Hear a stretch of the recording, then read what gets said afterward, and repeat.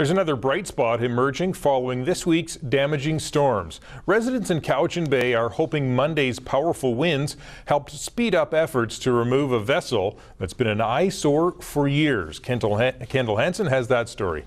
The Dominion One has only moved across the bay, but it's now much closer to leaving the region.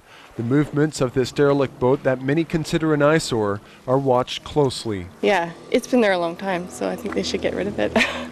Bit of an eyesore. It is, so.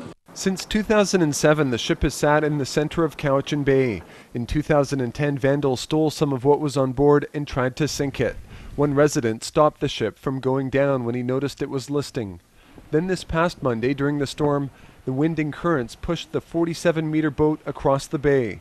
It was close to hitting the Polar Prince, or the dock it was on. It was here at 5 o'clock in the morning, or about 4, and by 8 o'clock it was over there when we had a real little, the seas got up and the wind increased, and that's when it dragged. With other storms potentially moving in, the Canadian Coast Guard stepped in and got a contractor to cut its anchor and dock it Thursday evening.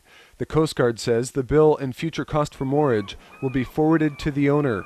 A San Diego man says he recently purchased Dominion One contingent to some liens against it being removed, and he wants to sail her down to Mexico for either fishing or salvaging. I'll get it out of there as soon as I can get it on. I mean, that's the plan.